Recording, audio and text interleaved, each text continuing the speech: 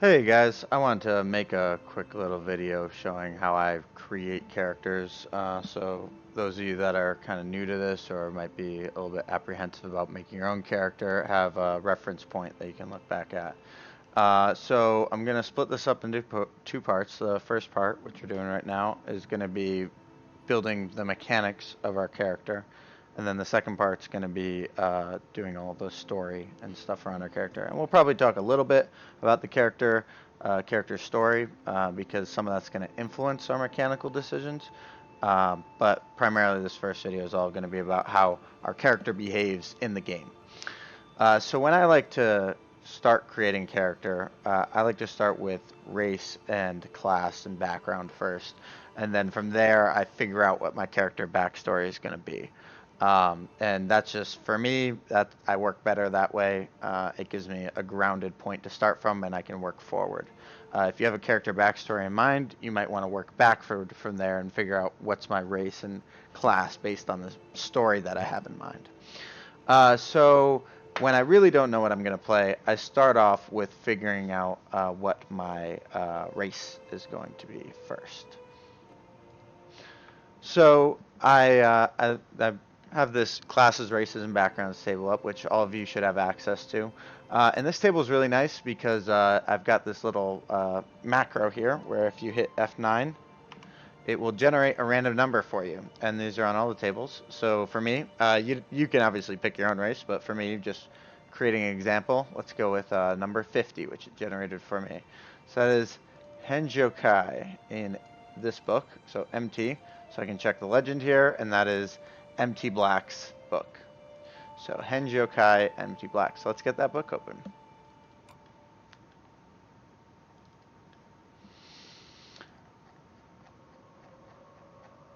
Okay, Henjokai, there it is, page 11.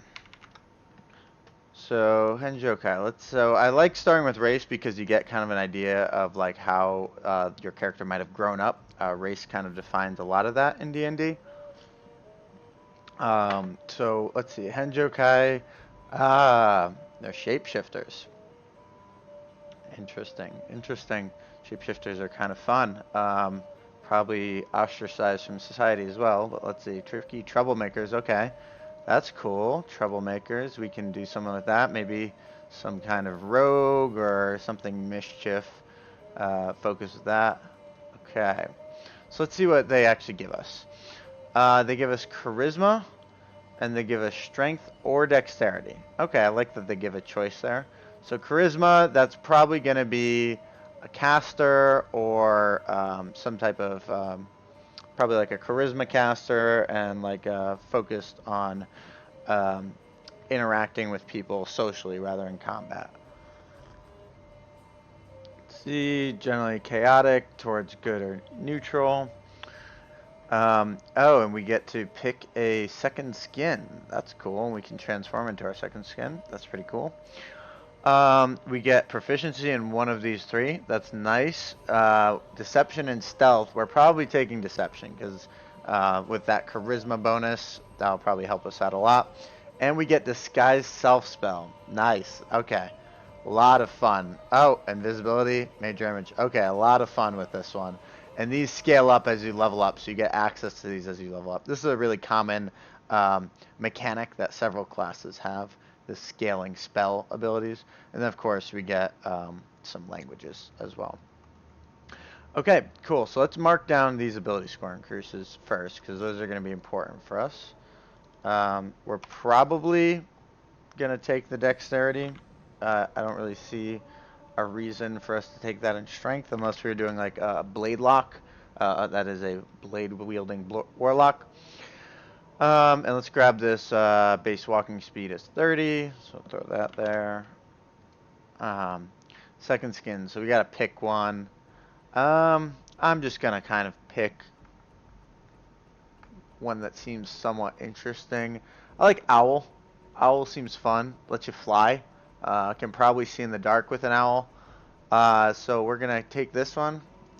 We're gonna copy down second skin, put up here, second skin, owl, and it will tell us as an action, okay, can turn So we're going to make a note here that this is going to create a little section for myself. Actions. So that means we can do this during combat, which is nice. You don't have to make... duration is indefinite. Pretty cool.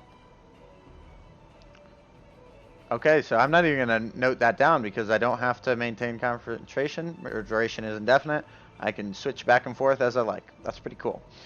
I'm going to assume that this probably follows the rules that druids follow, where if you take enough damage to be knocked out of your form, you go back to your human form.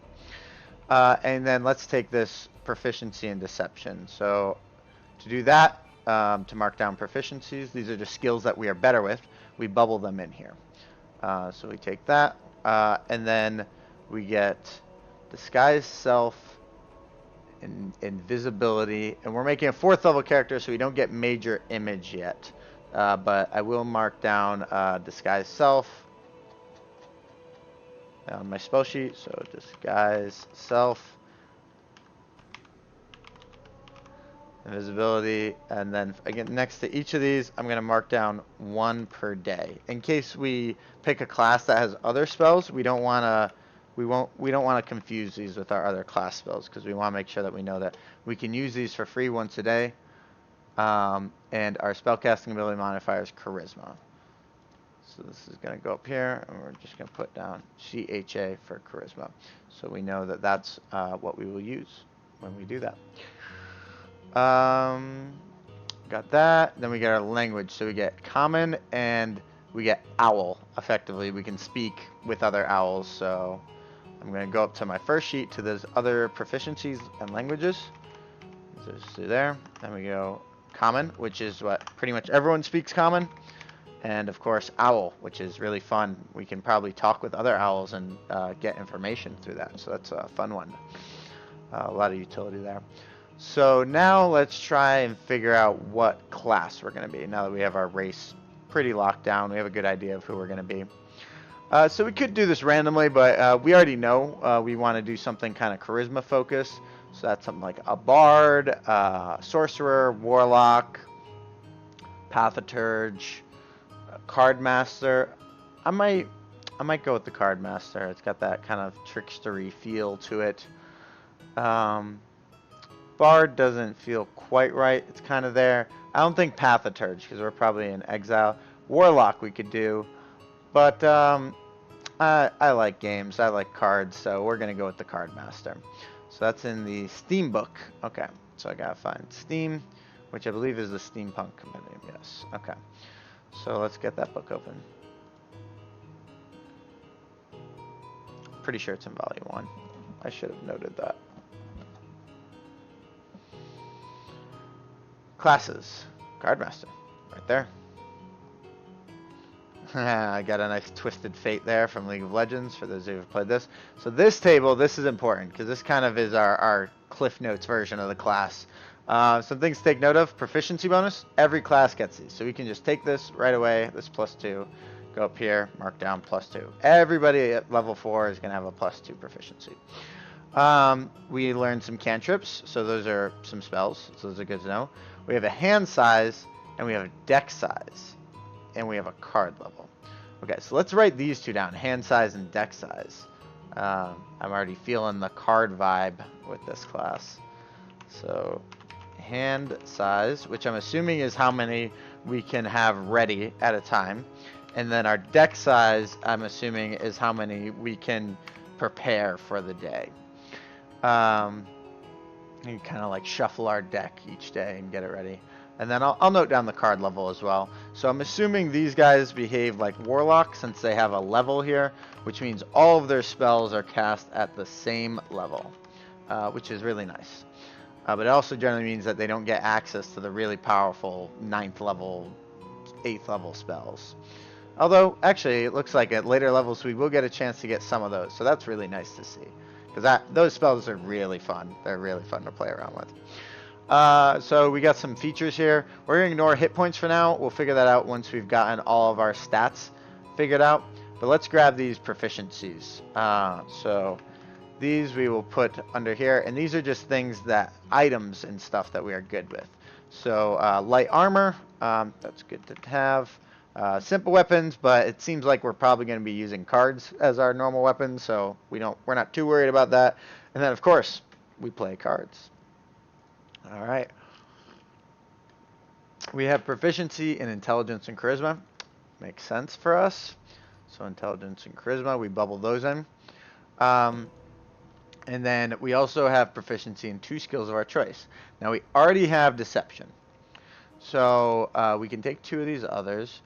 I like sleight of hand. Plays into that whole card player kind of thing. And do we want history or arcana or investigation here? Or we could just do acrobatics since we know we're gonna have a decent dexterity. Let's do acrobatics. Let's do acrobatics and sleight of hand here. Kind of in that trickstery feel. Maybe we're a circus performer or something. Okay, so we got those. Start with some equipment. I really don't think we're ever going to use this, but ooh, primitive firearm. We'll take a pistol. Yep. Pistol. Pretty sure the damage on that is 1d8, and it's plus dex because it's a ranged weapon. And then we get a scholar's pack or a dungeoneer's pack. I don't think we're a scholar. We're taking the dungeoneer's pack. And that'll give us things like climbing gear and torches and rations and a bedroll. Very basic stuff, but stuff you need. Leather armor, playing card set, and 2 daggers. Okay, so we got leather armor and playing card set. And I'm going to put dagger up here, 2. And the dagger's damage is 1d4 plus dex. Okay.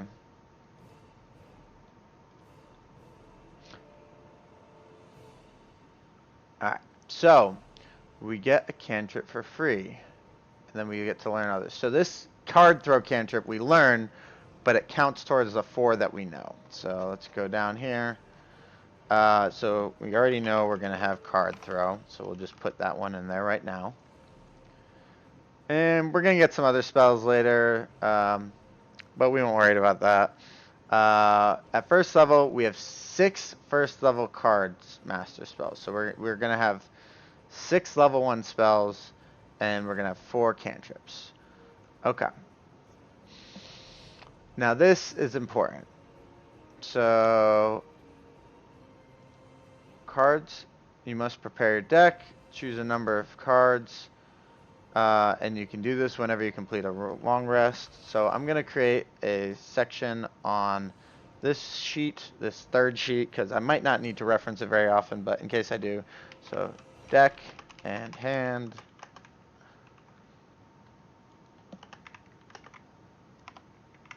And just kind of clean up the weird line breaks that you get from copying from a PDF.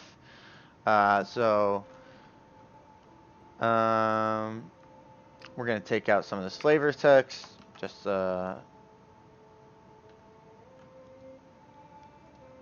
as an action, you can draw a hand of cards, and you must have the corresponding hand card in your hand. Okay. So we're going to add that to this, and then we're also going to put up here draw a hand as an action. Okay. Once you cast a spell, the spell is discarded. May not be used until you draw a new hand. You are able to draw a new hand whenever you finish a short or long rest. Okay, so this is important. We can only draw a hand every so often. So with our hand size of 2, we can have basically cast up to 4 cards before we have to rest. Because we start with a hand of 2, and then we can use an action to draw 2 more.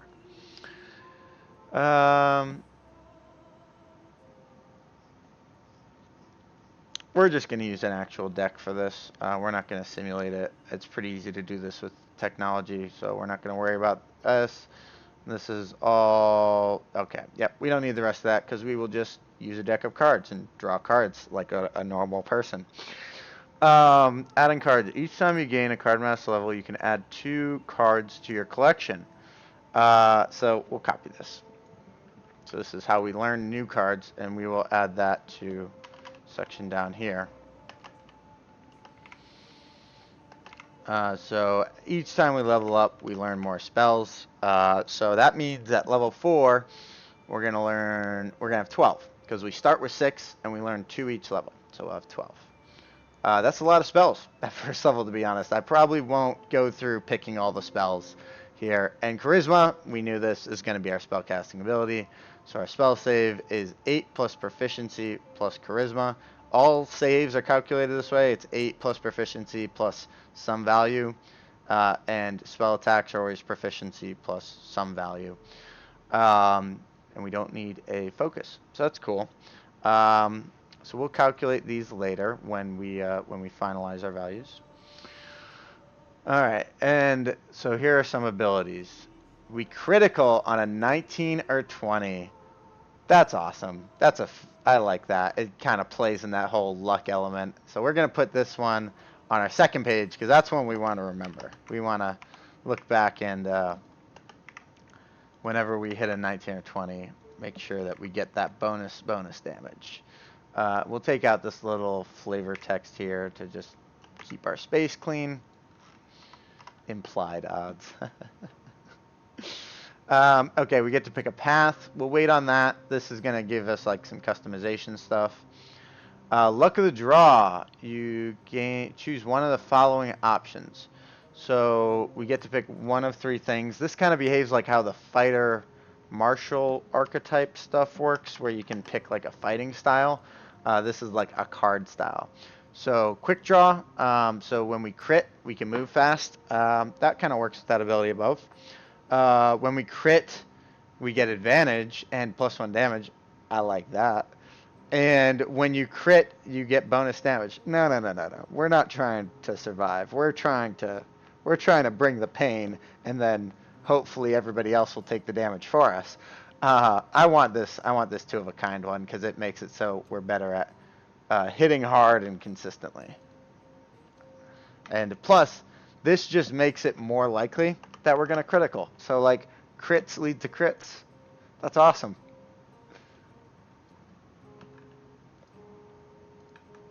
Alright, so we'll get that one in there. That's going to be really fun, I think. Alright. And then at level 4, we get our ability score improvement. So all classes get this at level 4. You can either add 2 points to your attributes, or you can get a feat. But so before we do that, when you roll some stats, we need some attributes. You roll 7 sets of 4d6, and you drop the lowest. So that was a terrible roll. And then you note them down. So you do 7 sets of these, and you drop the lowest dice from each set, and then you drop the lowest set. So I'm not going to make you sit through all that. I'm going to fast forward a bit of me rolling some dice. Okay, so we rolled up. I rolled up my 7. So we got our numbers here. And there's one up there that got cut off. But so we've got some good numbers. We dropped the lowest, so we take out this 10. So we got 2 12s, 2 16s, a 15, and 14. So those are pretty good numbers. Nothing insane like an 18 in there, but good enough where they will get us what we're looking for. So we definitely want one of those 16s in charisma, and we want probably the other one in dexterity, making this a 17. Actually, we'll put the 15 in dexterity, so that's a 16, because we like even numbers in D&D. When you calculate your stat bonuses, you divide them by 2, and you always round down. So we'll take that other 16, we'll put it in Constitution, because that's our hit pool. We're not going to be super strong. We're not going to be very wise. We're going to be a little smart, though. We're going to be a little bit clever. Alright, so let's look at what we got. So we've got some pretty even numbers here. So we can put those attributes into as points, our ability score improvement as points into these attributes, or we can take a feat. I don't really want to go over feats at the moment. They kind of give you extra abilities, So for now, we're just going to take these as attributes. And since we're going to be casting spells with our charisma, we're going to put 2 on our charisma and max it out. 20 is the highest value that you can have for any attribute. And now that we've gotten our final attributes, we can fill these out. So as I said, you divide these numbers by 2, and then you subtract 5 from them to get your final number. So, for example, this 20 divided by 2 is 10, and then you subtract 5, so you get a plus 5. Very cool. And then we also are going, let's just fill out some of these things. Henge, yokai, owl, and we are a card master. We don't know what our subclass is yet, so let's take a look at that really quick. So we got the Gambler, the Master of Luck, and that's it. We got 2 options, Gambler and Master of Luck. So Gambler, risk reward. We get free advantages. However, we sometimes take backfire damage.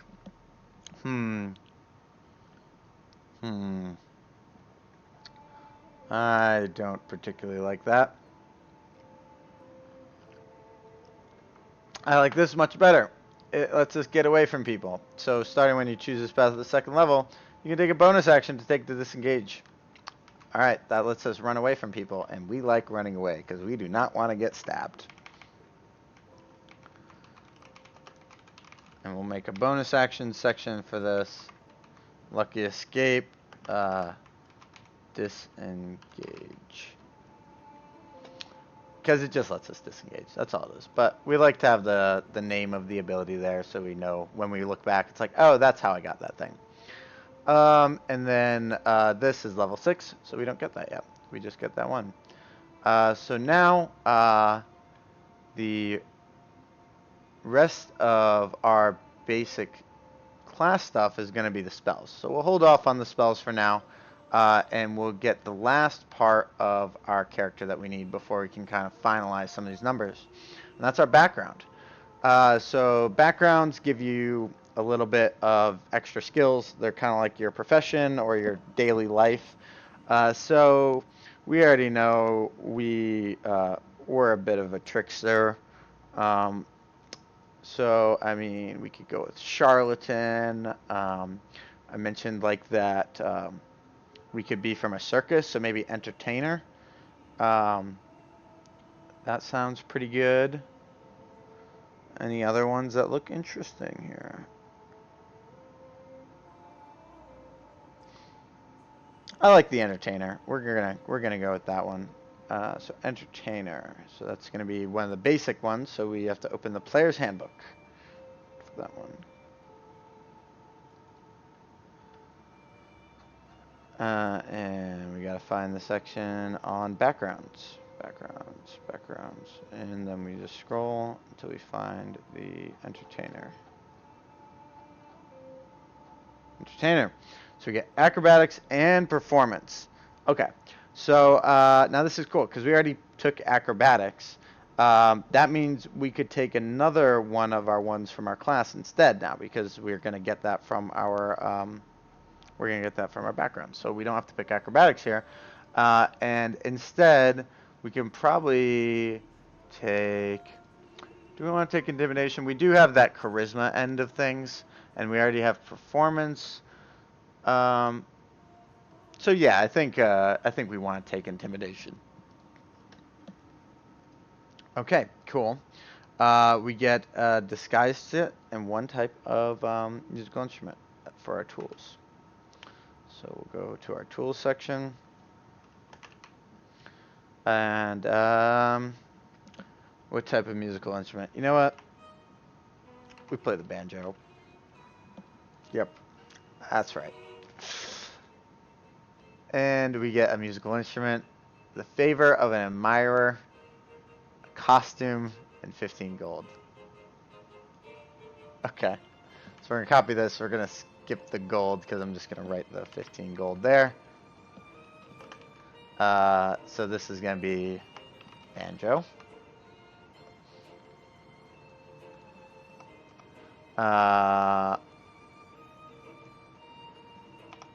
Favor from an admirer. So,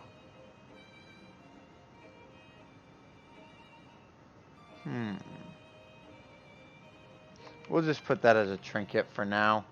And we'll customize that when we do our backstory stuff. And then a costume. An owl costume. We'll change that. We'll change that. We'll just put stage costume. Because we're like, we're an entertainer, you know? That's what we do. Cool. So, got all that. Do we get a feature? Feature, by popular demand, you can always find a place to perform, usually in an inn or a tavern. You receive free food and lodging, as long as you perform each night. So we'll copy this, not that feature bit, we'll just take that.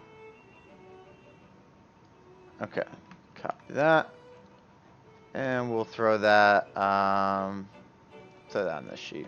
Just throw a couple lines in. I hate that it spaced it like that.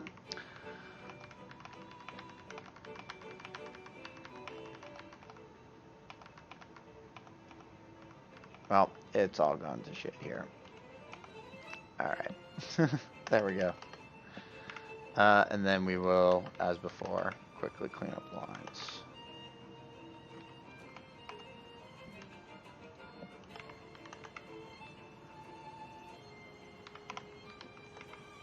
Cool. So that one's not really anything special, but we can use it to, you know, can give us some atmosphere. We can make it so our friends don't have to pay. That's always nice.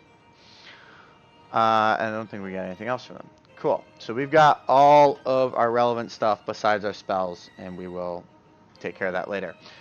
So now we can take these numbers and fill them in here. So if we have an area bubbled in, we add our proficiency bonus. If not, we just add the value that's up here. So I'll quickly do this. I'll probably skip past most of this when I edit. Okay, so we've got all of our stats now, so as you can see, all the ones that are bubbled in are a bit higher because we get to add our proficiency bonus, and our passive perception is not a 15, it is our perception bonus plus 10, so it's 11. So we're not that perceptive. As good as we are at being tricky, we are not super perceptive. So we are a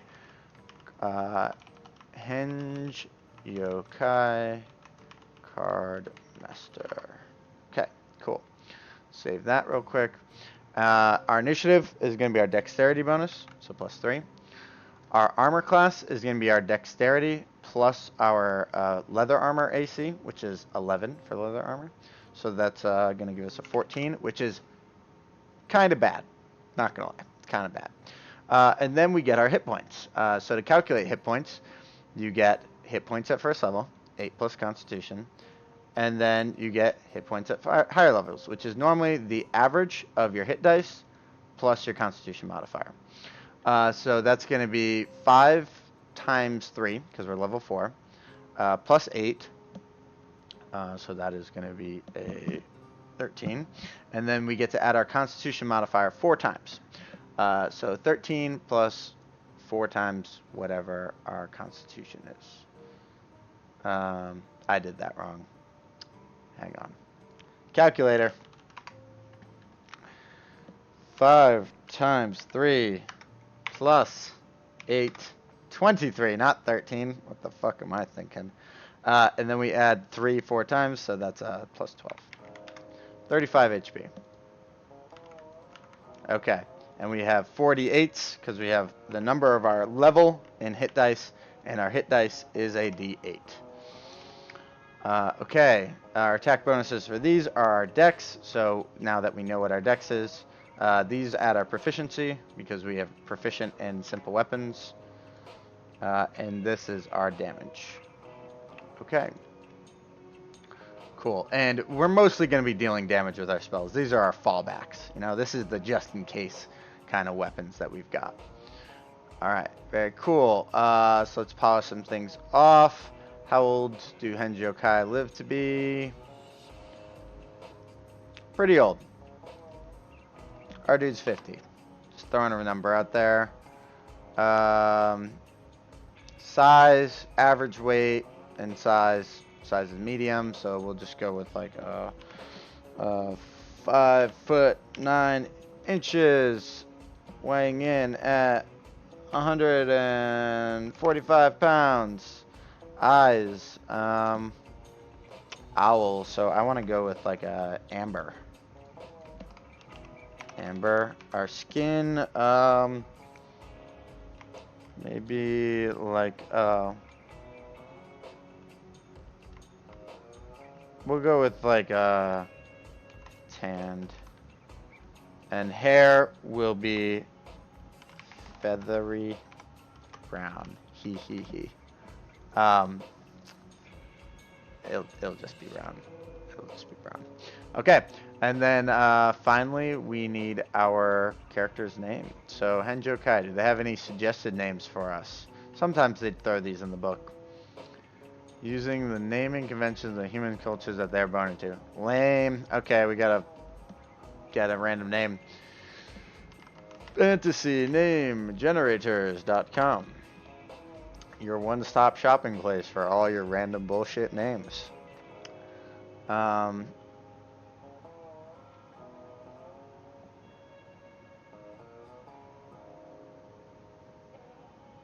Let's see.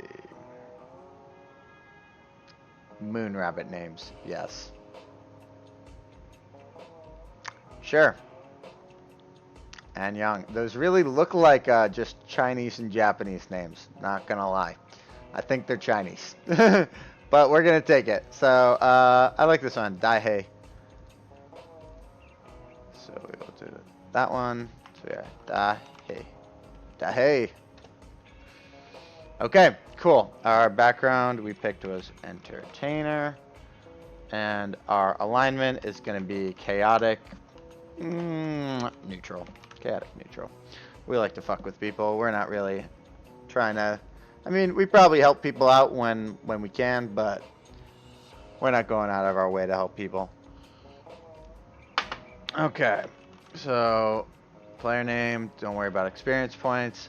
This is going to be stuff that we do in the background element. So, for those of you that watched this far, thank you very much. I appreciate you guys for watching this far.